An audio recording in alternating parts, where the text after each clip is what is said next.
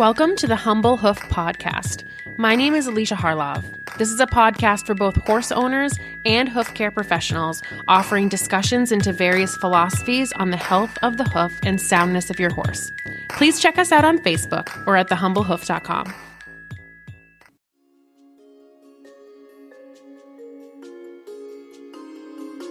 A special thank you to our wonderful sponsor, Cavallo. For our Humble Hoof listeners, they are offering 15% off their Cavallo Trek hoof boots using the coupon code HRN at checkout. The Trek is the world's most popular and versatile hoof boot and Cavallo's toughest trail boot, while also doubling as an option for therapy or rehab.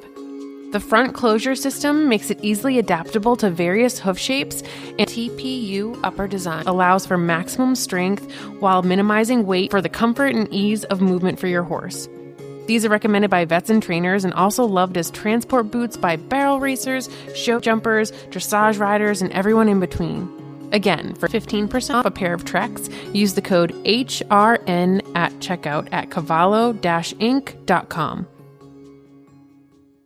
I want to give a huge shout out and thank you to Conforge for sponsoring our sold out Humble Hoof Podiatry Clinic this October 2025 in Amesbury, Massachusetts.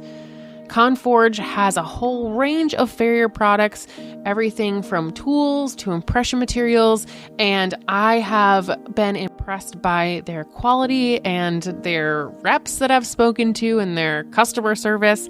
They will have a booth at our clinic, and you can also visit their website at conforge.com. That's KAHNFORGE.com. I've most recently been using their dental impression material on a difficult case I have here on the farm, and I actually used one of their more firm dental impression materials to help prevent some rubbing from casting on this horse's heel bulbs, and it has held up really well and done a really great job. So thank you to Conforge for sponsoring the clinic. We all know that hoof health and soundness isn't just about what we do to the feet, and that's kind of what my entire podcast is about. Something I've wanted to talk about for quite some time, years actually, given the clients that I have that have struggled with it, is PSSM2, or what some now call MIM or MIM, and how it affects a horse's soundness and their body and their hooves. I've had a few clients who have struggled with a horse that has this issue, a variant of PSSM, and they've just had such a hard time figuring out the puzzle pieces to getting these horses comfortable. So I reached out to Marion Otto, who I've seen give incredible advice in various PSSM groups, and I've had some clients actually work with her and seen really good success with their own horses. Marion is from Germany, and her passions have actually taken her into this more niche sector of equine nutrition. And she has worked for 6 years as an equine nutritionist and actually co-developed the first feed range for MIM horses in Germany in 2020. She has been instrumental in helping some of my clients figure out some of these tough cases. And I reached out to her to see if she would chat with me about what are these different variants that can affect horses of all breeds, and what can we do about it? How can we help these horses become more comfortable? So why don't you tell us a little bit about yourself and how you became interested in muscle issues in horses? So it started completely on another end, maybe about me a little bit. I'm German. I'm 60 years old this year. And in a former life, I did a degree in law and had a career as radio and TV editor up to management. I'm on horseback for 50 years now. Mainly do dressage, did a little bit of jumping and have a big love for hacking. I'm a horse owner for 30 years now with up to 8 horses at the same time. I did my basic trainer license 15 years ago. And that was when I needed to learn about equine nutrition because that's included in German trainer licenses. And I am a small-scale horse breeder for 10 years now and work as an equine nutritionist for 6 years. Wow. So, yeah. And has your focus sort of shifted to these muscle issues, or do you still kind of cover a lot of different nutrition aspects of feeding horses? I do cover all aspects because people usually come to me, tell me my horse has MIM. That's what I'm known for, diets for MIM. And then I have to get down to the actual reason why the horse is not okay. And that very often is not MIM. Wow. So I really need to know all the nutritional stuff naturally. And I have actually also clients with horses that don't have MIM. People come with horses with severe allergies, with insulin dysregulation, all kinds of metabolic issues, all kinds of myopathies. And sometimes I just get asked for training advice as well. I have clients, they come with a horse and tell me my horse is MIM. Yes, it has some variants, but if I check the pictures of the horse, I see, okay, this horse has a dysfunctional thoracic sling. And the issue is not diet, the issue is training. Wow. So it is way a broader thing than equine nutrition, what I do. Nutrition is the biggest part of it, but I need to know much more about the stuff around. And muscle issues are only part of it. And I'm so glad that you said MIM, because I've only read it and I've always just said MIM, but is it usually people read it as MIM? Yeah, we call it MIM. It's the abbreviation now for muscle integrity myopathy. But I don't think that is what it will be called in the end. That is just an intermittent term they've chosen after they had to let go the idea that it was PSSM too. Yeah, so that's what I've always, granted, I haven't stayed up to date as much as I should on these kind of things, but I've always thought there's PSSM1 and then there's all these different variants of that. So I would love you to talk a little bit about what MIM is and how is that different from PSSM or MFM, and, are these different variants, is one worse than another? How do they all kind of fit under these categories? It's not that easy. It's relatively easy to say what PSSM is. At least PSSM1, we have a gene.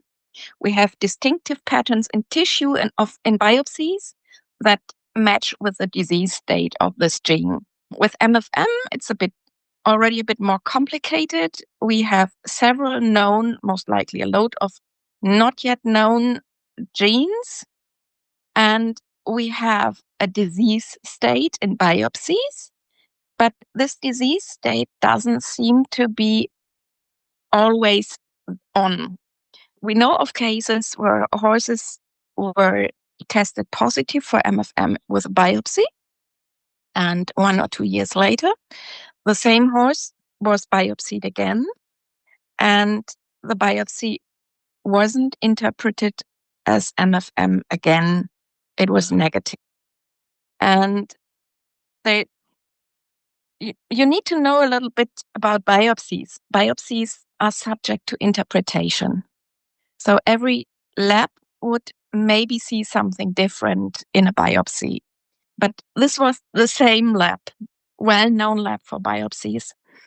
And you could think that this had the same guidelines for deciding whether you see MFM or not. So it's very likely that MFM might be a fleeting disease state, could change depending on the damage that is actually there. And maybe there are even times where you don't see any damage at all, or at least not in these areas. We know from a broad range of biopsies done in Germany on horses with MIM variants that it isn't helpful to test always the semitendinosus or semimembranosus muscle, that are gluteal muscles. We see changes in muscles usually where the biggest impact is, the biggest load. And this might even be the shoulder area. Wow. Or not the upper gluteal muscles, but the deep gluteal muscles. So this is something we should also have in mind if we judge biopsies. So, in my opinion, a biopsy is just a disease state, not reliable for a constant disease, but just for the actual moment when it was taken, and maybe not even a distinctive statement about the disease at all, because maybe taken in the wrong place. Interesting. And so I know that you mentioned biopsies, but is that the only way that we're diagnosing MIM or, these kind of variants at this point? The problem with MIM is we might not even be able to diagnose it by biopsy, at least not the way we are looking at biopsies right now. With MFM, we have well-described patterns that should appear. Same goes for PSSM1. PSSM2 is a little bit more problem. After reading Wahlberg's latest research, my takeaway message was, we don't know what it is exactly because neither enzyme patterns nor tissue patterns were distinctive throughout the different tested horses. So this is not clear exactly how PSSM2 should present in a biopsy or would present in a biopsy. With MIM, it's even more complicated. MIM is an umbrella term. We have 6 variants at the moment, and these variants are very, very different. We might see, if we go into the different variants, patterns of MFM at a certain stage, of LGMD, which is limb girdle muscle dystrophy. That is different kind of myopathy, affects different muscles or preferred different muscles. We might see patterns of vitamin E deficiency, and we might see patterns of compromised mitochondria. So for every variant, it's a little bit different what we might find if we would look for it, and that we haven't done in the past. We had concentrated on patterns for PSSM because the idea was MIM is PSSM2, and PSSM2 is the same pattern like PSSM1, but without the GIS gene. And we had to put that concept into the bin and might have to look for different things. I had biopsies on my table where I had MFM patterns, and I had biopsies on my table where I had mitochondrial damage or clustering, which was not compliant with a healthy state. And I had biopsies on my table that would have been LGMD or vitamin E deficiency. That's a bit different, difficult to say what you have there, because both can present with moth-eaten muscle fibers. And actually they have different causes. So the look would be the same, but the cause would be different. Interesting. And I know I've had a friend who has done a lot of the Equisec testing because she's worked with a lot of horses that she had suspected had one of these variants. And I know that that's obviously different than the traditional muscle biopsy approach to diagnosing these. So can you tell us a little bit about the Equisec test versus the biopsy? The Equisec test is only a test for genes. Doesn't give any diagnosis about a disease state. It just says, okay, we have a defect gene there. The genes Equisec chose are genes that are usually myopathies in humans. There's one exemption, that is P4. P4 is not known in humans. I will come to that later. So that is what they actually did. They did transfer these genes and myopathies to horses. That's a bit complicated because we usually can't do that viable, transferring genes from one species to another and say, okay, this is the same.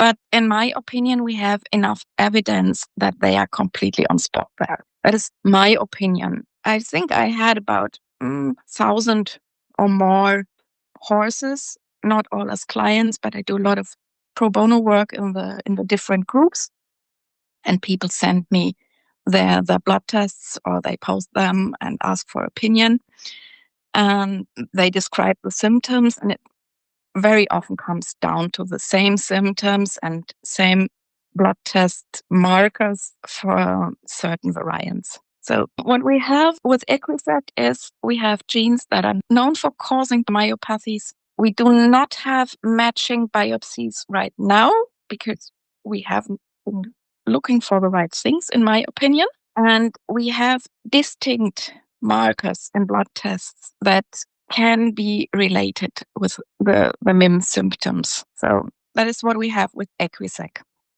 And can you have a result from Equisec that says that there's a specific variant but have a horse that is asymptomatic? Yeah, naturally. I think this applies to about 50% of all horses with variants. We have, I think, with warm blood is about 70 to 75% of horses that have one or more of these variants. And we have horses that stay asymptomatic their whole life. And we have horses that have only one variant and they totally break down. We have horses that have 3 variants and they are only lightly symptomatic. This has, in my opinion, to do with the characteristics of MIM variants. I have to create a bigger picture now. We had a very interesting research work 3 years ago published from Berlin University. They tested Arabians and part-bred Arabians at the European Endurance Championships. And they focused on unexplainable lamenesses after competition. They did blood tests before competition and they did blood tests after competition. And what they found, they did not do only the usual blood tests, but they tested for SOD, that is superoxide dismutase. That is a bunch of enzymes that are involved in cell protection. And they found that the horses with the unexplainable lamenesses after competition did show already a low level of superoxide dismutase upfront to the competition.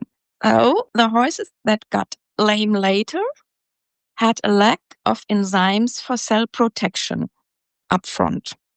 That's basically what you can take from this research.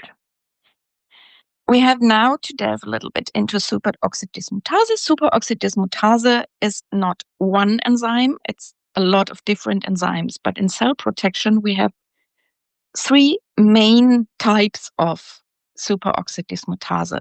That is the manganese superoxide dismutase, which is mostly involved in protecting the mitochondria, the powerhouse of the cell where the energy is generated. Then we have the zinc copper superoxide dismutase and the iron superoxide dismutase. And zinc copper and iron superoxide dismutase protect the lipids and the proteins of the cells. So the scientists in Berlin deducted that not the enzyme is the problem, but the antioxidants the enzyme uses are the problem. And then they ruled out, consequently, iron, because iron, at least in our neck of the world, is never a problem. There is so much iron in diets that the enzyme will never run out of sources. That leaves actually manganese, zinc, and copper. And here comes the evidence I have from my patients, and not only I, but the vets I work with and some fellow colleagues as equine nutritionists. What we usually see is if a horse is symptomatic of MIM, they have low manganese levels. And if they have a muscle loss, they have low zinc levels as well. What MIM most likely is an inability to deal with oxidative stress on cell level. And when we go into the different variants, we have 3 variants where mitochondrial damage is already part of the variant. That is PX. PX is not actually a myopathy, it's a neuronal signaling disorder, but there's a lot of mitochondrial damage in the brain, or can be, not is, can be, because it's always can be. There is P2, which can present in 2 different forms as MFM or LGMD. In humans, with horses, I don't think we have solved whether it's connected to MFM or LGMD. And there's P8. That is a variant Dr. Wahlberg has already described as MFM in Arabians. She, in my opinion, had mixed up it with Rhea, which is another muscle disease. which is pretty common in Arabians, and a horse can have two kinds of myopathies at the same time. But we know that MFM in Arabians, which is exactly the features P8 pyroxide 1 has a glitch in the breathing chain of the mitochondria. So these are three kinds of variants which already have on the first level mitochondrial issues. We need to be careful there. When I say mitochondrial issues, I mean mitochondrial issues. It's not mitochondrial myopathy. That's something different. So it's complicated, but my opinion, and after the research work of Berlin University, I think it's a little bit backed, is what we deal with MIM is mitochondrial compromised muscles, and this will result in myopathies. So basically it's mitochondrial caused myopathy. Yeah. And so with all these different variants and kind of trying to distinguish between them, what are some symptoms that owners might see? If a horse is in an episode, what might that look like? I think it starts way before the horses go into an episode. An episode is a very hard thing with MIM. If you have mitochondrial damage, the first thing what you have is tiredness and an inability of the muscle to work to full power. And muscles will become hard if you work them anyway. So you overwork the muscle will become hard. So it might show first in a horse with a lack of energy and a stiff horse. Might start with that. So mitochondrial damage is something which develops with age. That is completely normal aging process. But it can be introduced by stress. It can be introduced by disease, bacterial infection, viral infection. It can be introduced maybe by damaging the immune system. They have already a problem because if you can't protect the cells sufficiently with antioxidants, you will have a compromised immune system as well. And from there, it can develop in different directions. If you have this compromised mitochondria and a slightly compromised immune response, every infection or stress event can add to the situation and might generate an additional need of proteins for protecting the muscle. And this will end, if you don't provide enough at that moment, this will end with muscle loss. The horse will start to use up its own muscles for surviving, for keeping the metabolism going, because it doesn't get enough nutritional proteins. That is what happens. So you start out with a stiff horse, which can have gait irregularities. You don't find any skeletal cause or physical cause by lameness examination. The lameness is intermittent, not every day. It might change. It might affect every other day another leg. So this is the second thing. You start out with stiff horse, then you have intermittent lameness episodes on different legs. You can't pin it down what is going on there exactly. Next thing would be muscle atrophies. And these can appear in very different places. Mostly they affect the top line and the hind, so the croup and everything, the later stage. But the majority of cases we deal with do not even have these muscle atrophies. They have just the lameness issues and a stiffness.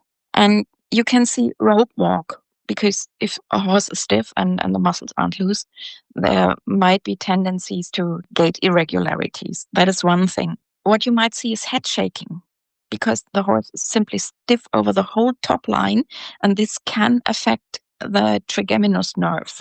Yeah, that's it basically. You might have horses that don't want to go forward. They refuse to go forward. Then what you have is, that is mainly with PX. You have a very spooky horse, very reactive horse. With pyroxide 1, P8, you can have a spooky horse if you don't provide enough vitamin E. Don't ask me how that is related, but we know that it is exactly like that. With the other most likely vitamin E deficiency, myopathy P4 in the Equisec panel, you don't have spookiness if you don't provide enough vitamin E. So there's something more with pyroxide, with P8. That's it. And the problem with all these symptoms is there could be any other disease as well. Yeah, I was just thinking that too. And I know obviously you're talking a little bit about nutrition with that. And, earlier you talked about iron and copper and zinc and manganese. And those are minerals that I'm focusing on a lot here at my property because I do hoof rehab, and copper and zinc especially are so important for hooves. And we do test our hay and balance it based on the iron amount. And often I have to add copper, zinc, and manganese. So those minerals are so important in hoof health. And it sounds like you're saying that, these MIM horses might utilize these minerals differently. Do you see symptoms in these horses' feet at all? Yeah, we see them. And I think most owners are not able to link them to MIM. I have a picture book case among my own horses. Quintello is now 16 years old. I have him for 12 years. And at age 6, he got a combo shot for flu and tetanus. And about 7 days later or so, he lost about 250 pounds of muscles. And he is my picture book case for mitochondrial issues and for protein need way over the usual protein need of horses. And he's also my picture case for hoof problems. He has a tendency for too long toe growth and for negative palmar angle. So we're constantly working to fix that. And as soon as he is too low in protein, he gets footy. Interesting. So he will be very sensitive walking over stones, or if just mud is clumped in his hoof, that can be too much pressure for him on the soles. And that is the sign that I have to look for the diet again and adjust proteins. That is one thing. He has a higher need of manganese as well. But this is for me not that visible. I'm living at the coast in Germany, and this coastal area is well provided with manganese in the soil. So we don't have that issue that much. But I see it that too much iron isn't even the issue, because we wouldn't have horses if it was the issue. We have iron overloads here all over Germany, 4 to 10-fold amount of iron that a horse would need alone in the hay. And most mineral balances add iron as well, which I don't understand, but different thing. But zinc and copper are vital. Also the balance between zinc and copper. You naturally see that. And you see that not only in hoof quality, but also in the growth. It's my experience. If you don't provide enough of it, the horse has a tendency for negative palmar angle and an overlong toe. Somehow the structure just sags. The whole hoof structure. That is my experience. And Quintello is the one. He actually would have very nice hoofs. I have all my horses on barefoot because they are not ridden at the moment. I don't have time for that. And we do have clay here for soil. So no rocks, nothing else. And they can easily all go barefoot.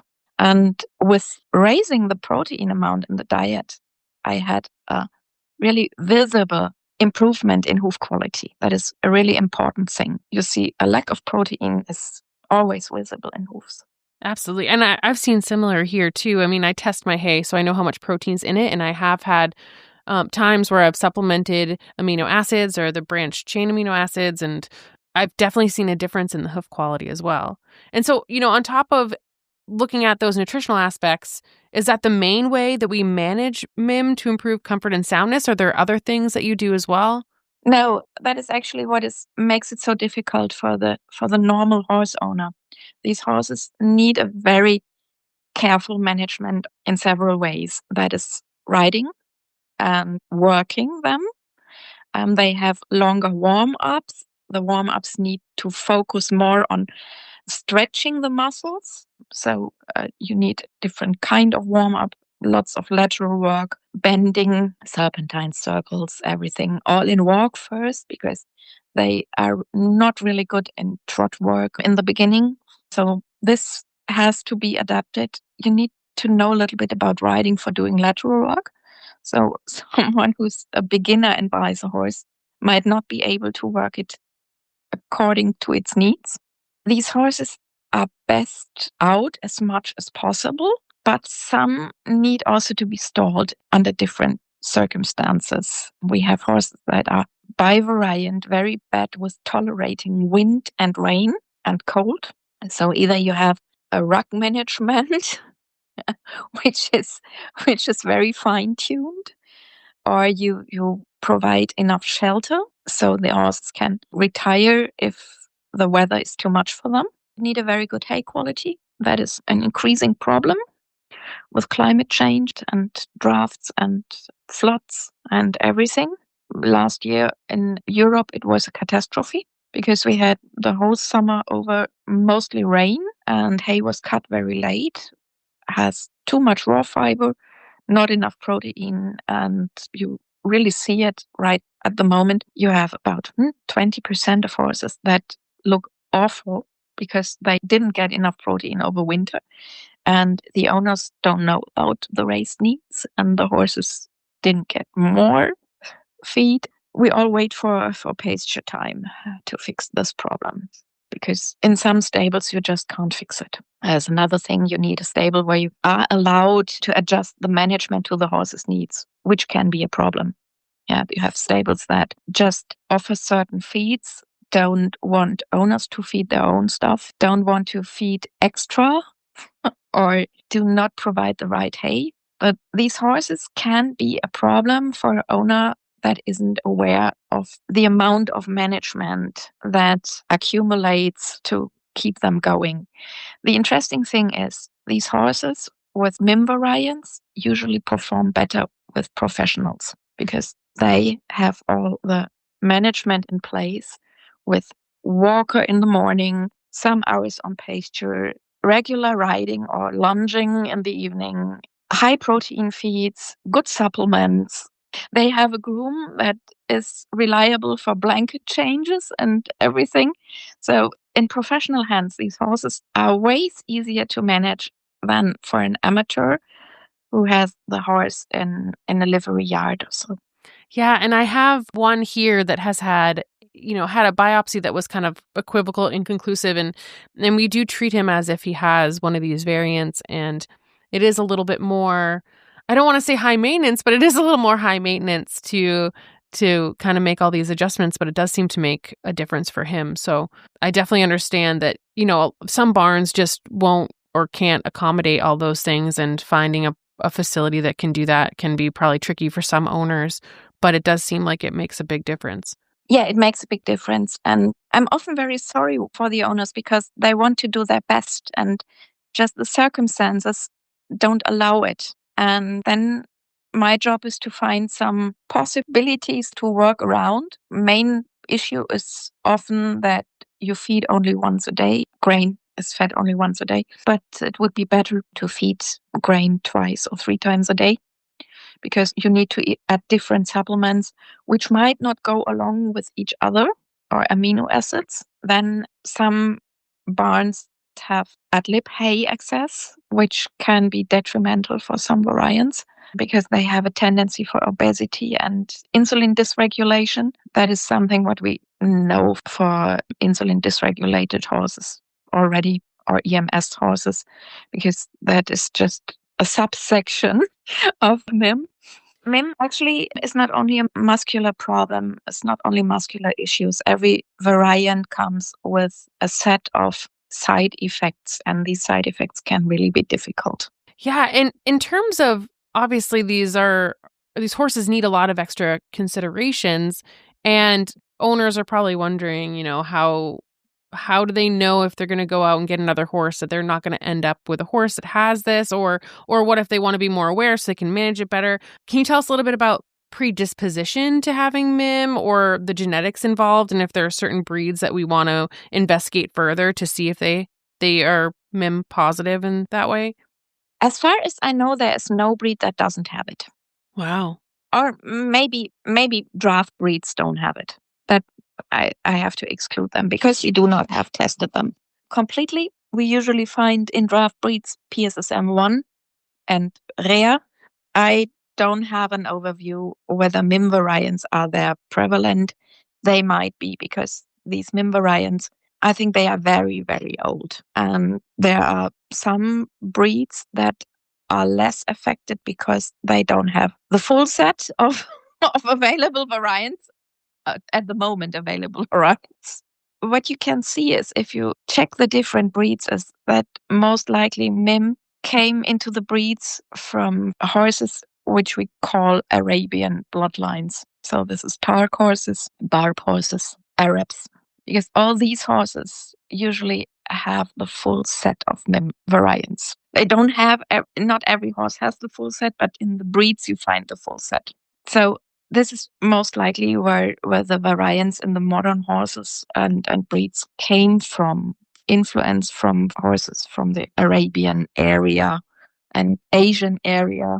That is where the influence came from. So we see a bunch of variants in Iberian horses. We see them in warm bloods. We see them in different pony breeds. We see them in thoroughbreds. We see them in Western breeds, because they were all influenced by Arabian barb or dark blood. So what we should look for if we don't want to have too much complications is horses that are not hypermobile. We see in breeds with high mobility, like a Spanish Prey or a Frisian horse, we see bigger problems, bigger issues. That is because hypermobility has also other reasons, other collagen defects or skeletal issues. But breeds that are selected for a lot of mobility also carry a lot of myopathy variants. That is the variants that come with a collagen defect or with limb girdle muscle dystrophy, which is P8, which is K1, which is P4, and maybe P2 as well. So there's a reason why we have these problems right now. We have selected over decades for more mobility in the horse, more spectacular gaits, and these variants all added to that, or most of these variants added to that. PX, as mostly neural condition, has added something else. It has added spunk and reactivity. That is actually another reason why we have this variant so prevalent, because we want horses that are quick on the aids and reactive, and you need the neural conditions for being like that. And PX provides these neural conditions. That can be too much for normal people, but if someone goes on a 5-star jumping course or 5-star eventing course, or wants a reining horse, which need to be very reactive, very quick, then this variant makes sense. Yeah. And, obviously a lot of those attributes are things that people think they want in a horse. They want these like flashy gaits and this big, beautiful movement. And so if somebody's going and looking for horses to buy, or they're horse shopping, and say they include some testing for PSSM or MIM on PPE, and it came back positive, or would the EchoSec test, if there was some evidence of the genes, would that be a horse that you would say to pass on? Or is there, are these horses able to just be managed and go into competition? I would make some differences between the variants, and I wouldn't make my decision based on the variants only. A horse is always a full package. So you have to see the complete health assessment. I sometimes advise clients on buying horses health-wise. And naturally, these clients come up with horses that have variants. I don't have a problem if a horse has PX or P8 or P2 or P3, because in my opinion, these variants are manageable. That is where the possibilities of the future owner come into the game. You have to be aware that they need management, and you need a stable that allows certain kinds of management. So that is the first thing the owner should ask himself: am I able to work these horses appropriately? Can I offer a management that keeps these horses in shape? Second is, I would pass on every horse that has major scattered issues. That is way more important than MIM. MIM alone isn't detrimental. What is detrimental is a sum of different health issues and MIM on top. And that is what vets here that are breeders as well and that have researched with MIM also say. They say, okay, we can deal with MIM, but the issues normally arise if you have skeletal problems conformation issues, major conformation issues that put different loads on certain areas of the muscles.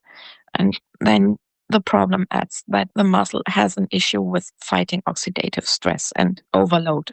So MIM alone would mostly not be an issue where I decide against a horse. I have 2 clients that have bought horses, one with P8 only, the other one with P3 only. Both clients had MIM horses before. They were aware of the issues and the requirements of these horses, and they have these horses and they manage them according to their genetics, and it works fine. And I would make one exception. If somebody would offer me a horse with P4, I'd chicken out. Why? P4 is a variant that comes with an inbuilt tendency for insulin dysregulation and obesity.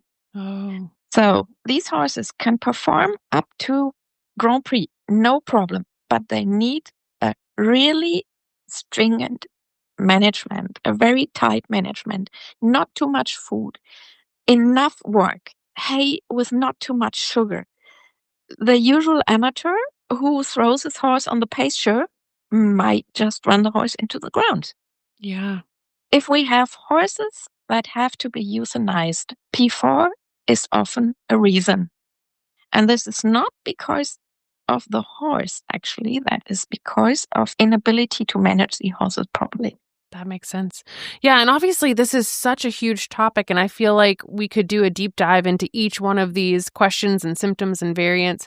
So, we're kind of running out of time to talk about all of them, but if owners wanted to look into more information, where would they go to kind of learn more and explore more of this?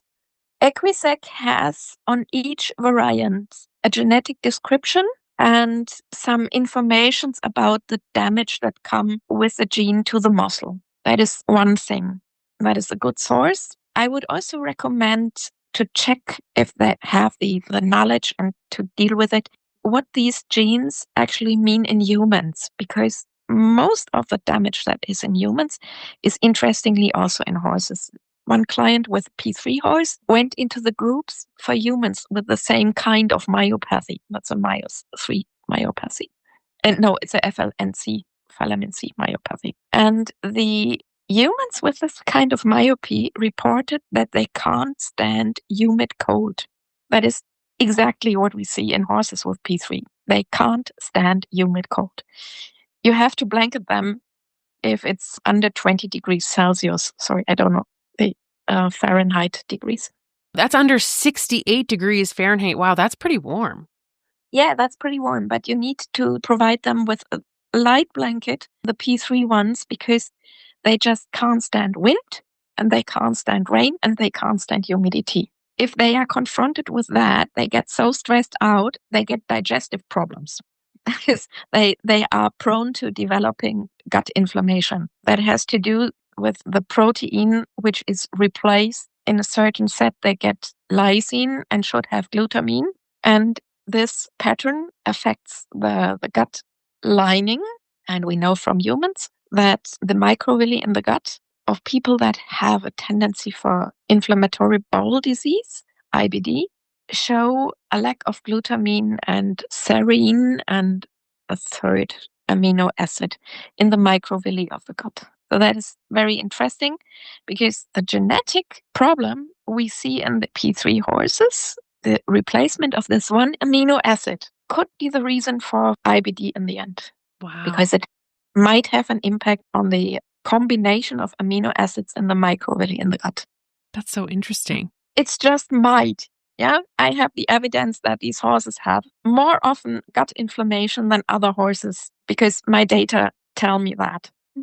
And I had to look into why that was. And Equisec provided the information that one variant of P3, there are actually 2, had this replacement of this amino acid. And the research in humans provided the information that we have different amino patterns in microvilli with people with IBD. There might be a second reason that it has to do something with heat shock proteins and discarding damaged proteins, which makes also a big part of construction of the gut lining, heat shock proteins. But more likely is the replacement of this one amino acid, and that this extends to the gut lining. That is P3. And the interesting thing is a subset of P3 that doesn't have these issues. And this is most likely the second variant of P3. They do not have these problems with temperature regulation. They do not have these problems with gut. And that is what we often find in thoroughbreds and in Western breeds. They are less or otherwise affected than warm bloods or riding ponies. Wow, yeah. It's absolutely fascinating. But when Equisex says, okay, we have two different sets of P3, two subvariants, it makes sense that we see different symptoms. Right.